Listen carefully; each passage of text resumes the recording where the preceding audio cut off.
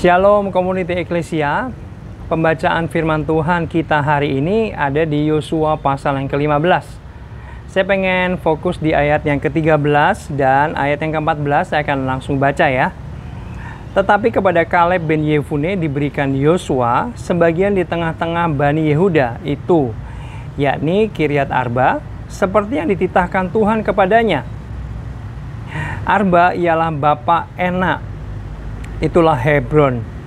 Dan Kaleb menghalau dari sana ketiga orang Enak, yakni Sesai, Ahiman, Talmai, anak-anak Enak.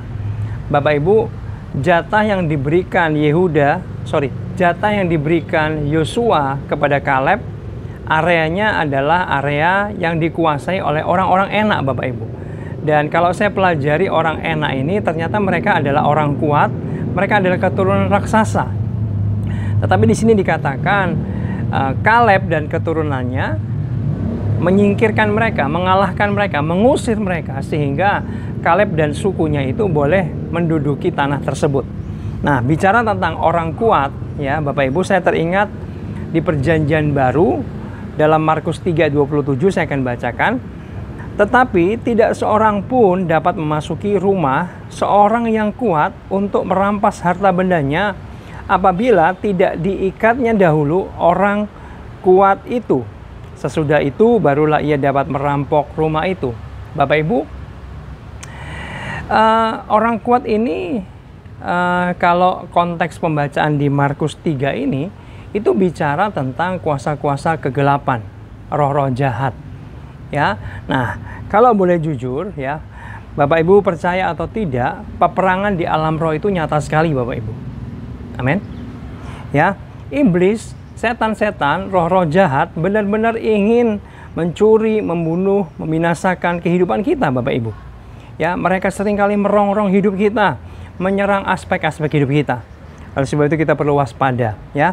Kadang-kadang ada satu rumah, satu keluarga, satu tempat usaha itu yang dikuasai oleh kuasa kegelapan, roh jahat, sehingga ada masalah-masalah di situ, ya.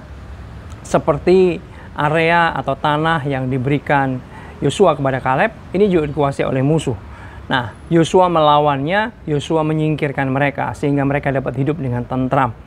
Nah, sama juga dengan kita, Bapak Ibu.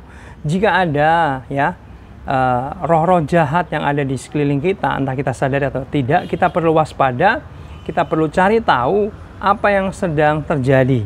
Maksudnya gini, Bapak Ibu.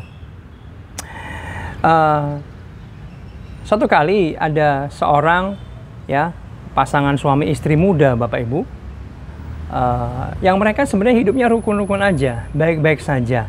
Tapi ketika mereka pindah ke rumah kontrakan yang baru, ya, mereka tiba-tiba sering berselisih. Mereka tiba-tiba sering bertengkar yang hebat. Padahal masalahnya nggak ada.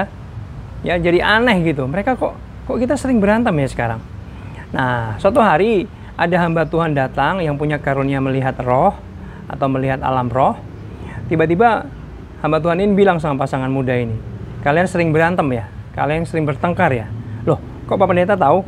Iya, saya melihat di sini, itu di pojok situ, ada roh perselisihan dan pertengkaran sedang menguasai rumah ini. Oh, pantesan kita sering berantem. Dan ketika diusir, pasangan muda ini kembali hidup rukun dan baik-baik saja. Bapak Ibu, di Alkitab juga ada loh orang yang bisu, orang yang bahkan bisu tuli, itu dikarenakan oleh roh jahat. Mereka dihinggapi. Wow. Jadi kita hari ini mengerti bahwa ternyata ada roh-roh di sekitar kita yang mungkin merongrong hidup kita, Bapak Ibu. Mungkin ada roh zina, ya, ada roh sakit penyakit, ada roh kemiskinan, ada roh kecelakaan dan lain sebagainya. Nah, kita perhatikan, kita rasakan, jangan-jangan kita sedang dikuasai oleh salah satu roh tersebut. Misal, saya pernah mendapati rumah seorang rekan, ya, yang prianya itu ternyata berzina. Dan saya waktu nginep di sana, tidur di sana, saya melihat ada roh zina, Bapak Ibu, sedang menguasai. Ya, awalnya saya nggak tahu kalau si pria yang punya rumah itu berzina. Tapi ketika saya melihat itu, Tuhan kasih tahu itu roh zina. Dan beberapa bulan kemudian saya baru dikabarin oleh keluarga bahwa seorang pria yang saya tinggal di rumah itu memang sedang berzinah dengan perempuan yang lain. Ya, Bapak Ibu. Nah, kita bisa rasakan ada hal yang janggal nggak sih dalam kehidupan kita? Ya, semua nggak karena roh ya Bapak Ibu. Kita malas, kita nggak mau kerja, kita langsung nembak, wah ini roh kemiskinan. Nggak gitu juga Bapak Ibu ya. Kalau kita sudah melakukan yang benar, sudah melakukan yang terbaik ya, tapi ada yang janggal, kita perlu waspada, jangan-jangan ada roh tertentu. Nah Bapak Ibu, kita perlu mengusirnya seperti Kaleb mengusir orang-orang enak dari area mereka, sehingga mereka dapat hidup tentram. Bapak Ibu,